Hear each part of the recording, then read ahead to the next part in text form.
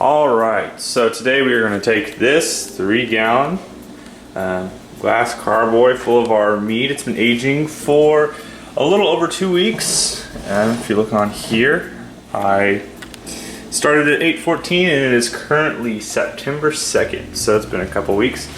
And then we're going to put them into the 3 different carboys. We're going to do one regular, just what's in here, and then this is a cherry. And then this is blueberry. So I am going to go ahead and start doing this, and you can follow along. Before I get started, I have sanitized all of these things. I've used this homebrew stuff that I found online. I will put a link to it. And I've gone ahead, like I said, sanitized all this stuff so it's ready to be moved into so I really like this stuff. It's easy. It's only one step. You don't have to rinse after, which is awesome. So I really highly recommend it. So here we go.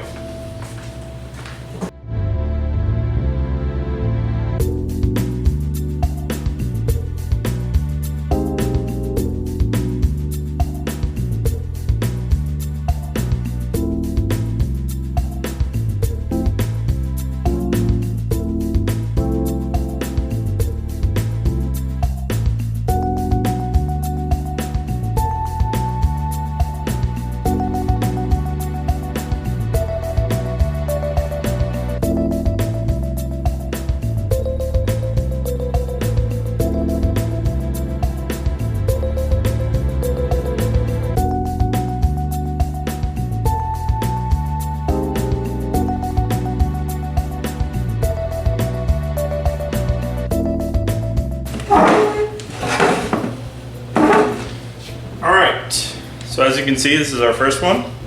I might have to use some of it to put in the others when I make my other meads, but we're gonna find out. So that's the first one. Now I'm gonna get the second 2 with our flavors.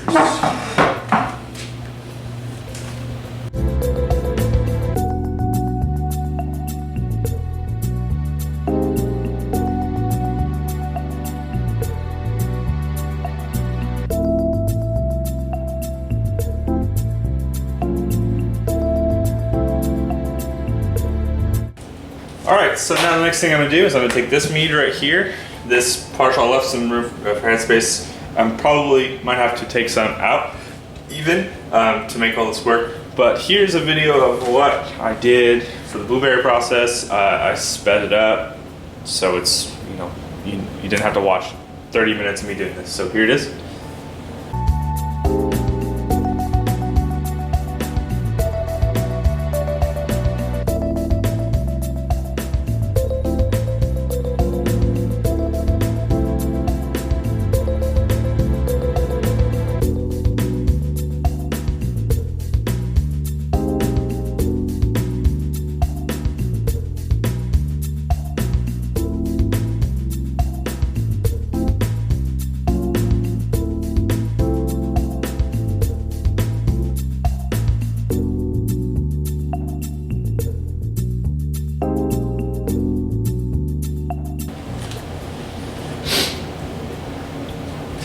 Alright, now, the end process was I took it and I froze it, and now I'm going to take it and pour it in here. I don't have a huge funnel, so I might have to do a little pushing if I need to, but here we go.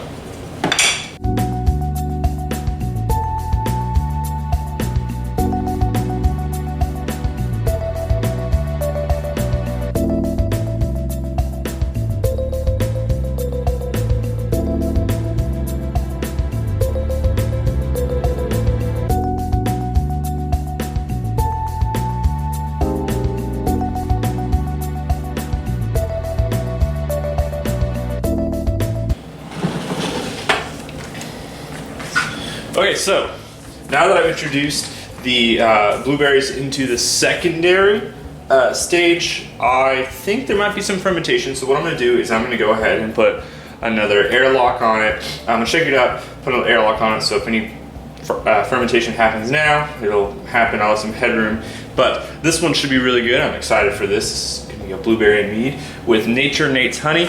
It's about a gallon. We'll see if it all stays together, and when I re-rack it in a couple weeks, how the flavors really correlate. So.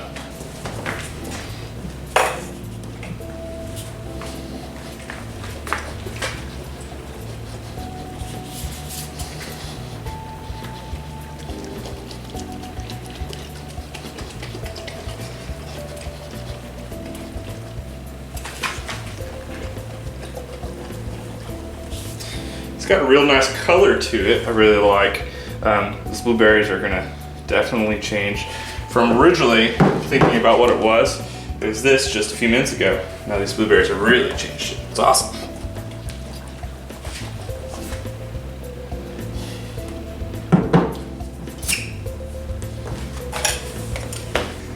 Okay, now with the similar process, I'm gonna take what's left of my 3 gallon and I'm gonna put it into here. So, and then we're going to take and put these cherries into there. Now they're going to be a different process. They're not as small as blueberries were, so we're going to make it work.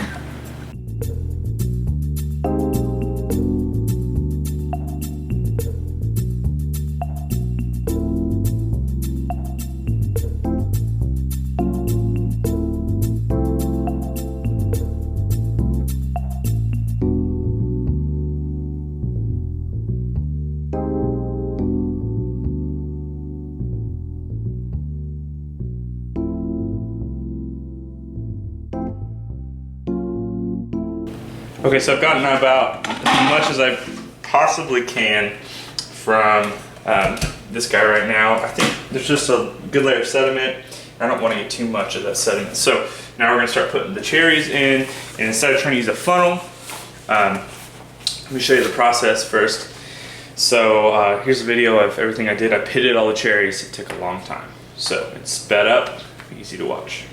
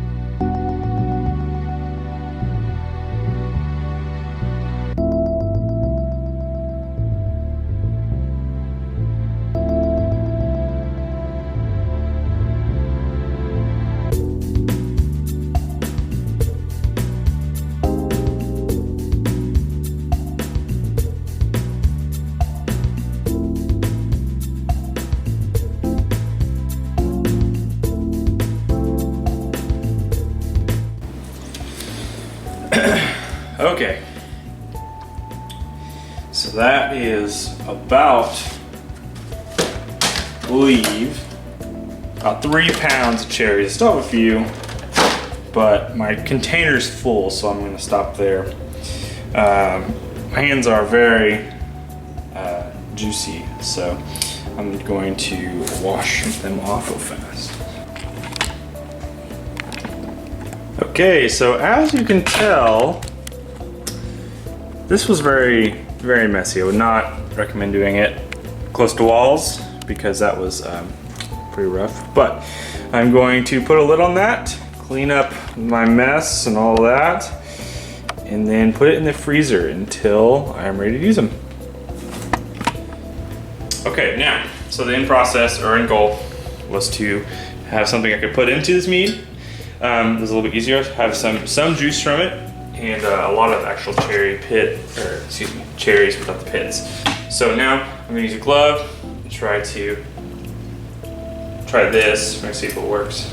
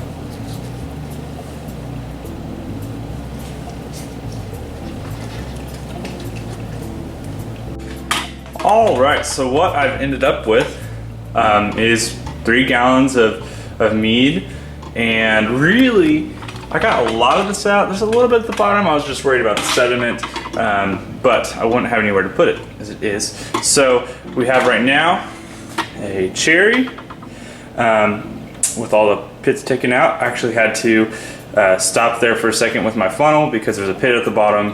I missed 1 pit out of all those cherries, which is not too bad.